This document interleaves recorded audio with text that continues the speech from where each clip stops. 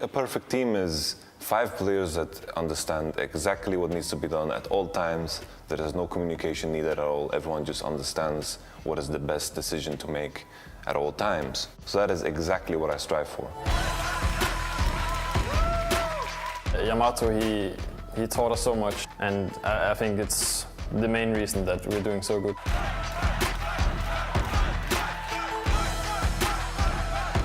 The new kids on the block, Splyce. For me, this is my underdog team. I really think they can perform in the LCS. Splyce!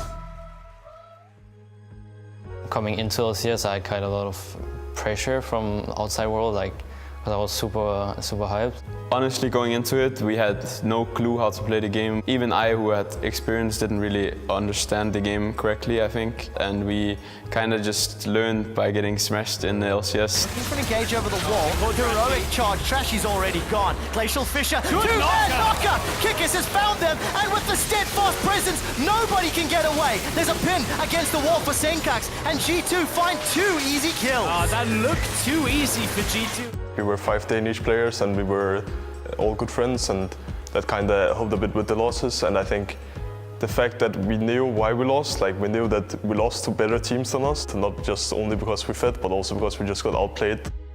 We were working so hard, we were doing good in practice, but there was just no payoff for it. For me, that was the most annoying part. I think a lot of it was just our coach saying that he trusted us and he wanted to keep growing with us.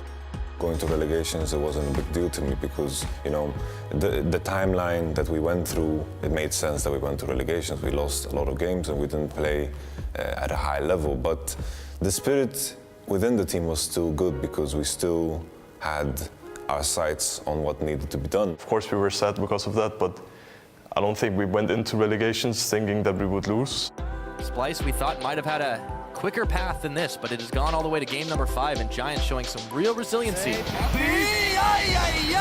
down. That is the delayed ace, and they will be able to finish off this last tower. Splyce played out. Cool, calm, collected his cucumbers, and they take down the Nexus and secure themselves a spot in the summer split.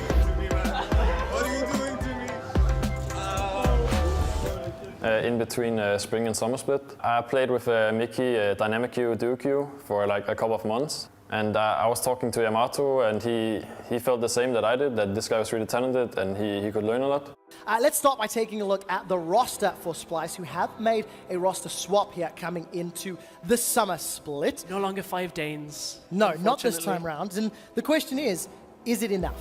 At first, I wasn't really sure what we were going into with Mickey joining the team, because we literally just pulled him straight out of solo queue and he had no experience playing on stage. He plays more aggressive, so I can do more in the game, and maybe that's why I'm playing better now. Culling takes him out, turns the attention to Kasing. Kobe's not done, he's looking for police, and he sends him down for a triple kill. I just feel like they were in control of the game, and they maintained control. And that's not something that I'm actually used to seeing when I watch a Splyce team.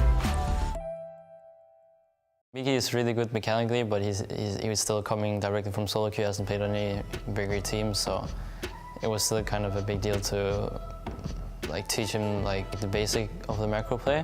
Had to teach me everything, when we were going on replays, random mistakes. So I just learned through that. The second half of the split, I think I played much better myself. I didn't get caught so often as at the start.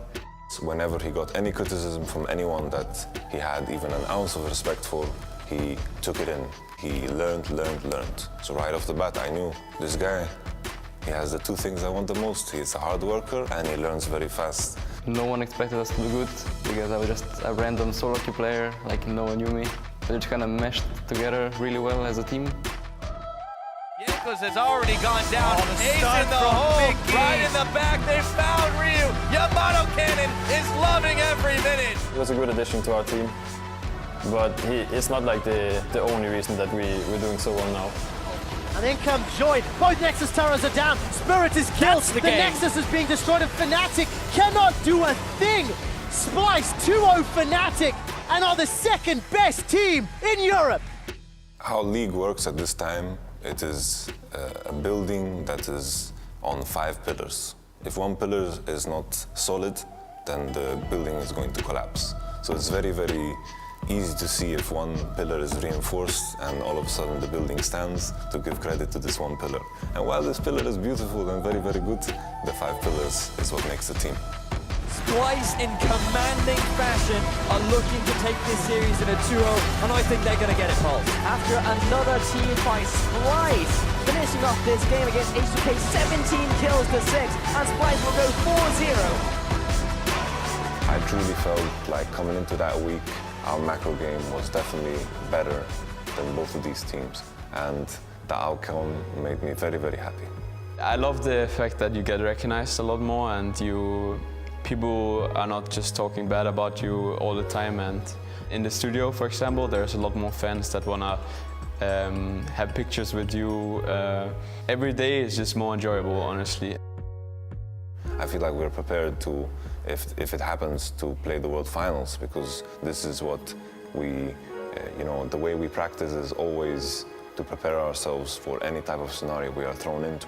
Obviously, if we go to Worlds, it's gonna be really awesome and exciting for us, but I think we have to take it one step at a time and look to our semi-finals first, and if we win there and we win the finals, then we can be excited for Worlds, but not before that, I think. I always think back to the hard times where I was fighting a lot to stay motivated, so I don't get overconfident or something, because those times will probably come again at some point. I don't think I would be this mentally strong now if I couldn't surpass those failures in the past.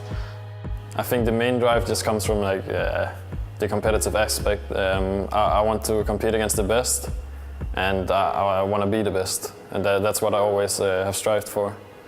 It's the only thing that brings me joy. I have fun while doing it, and in life I want to do something that I enjoy doing.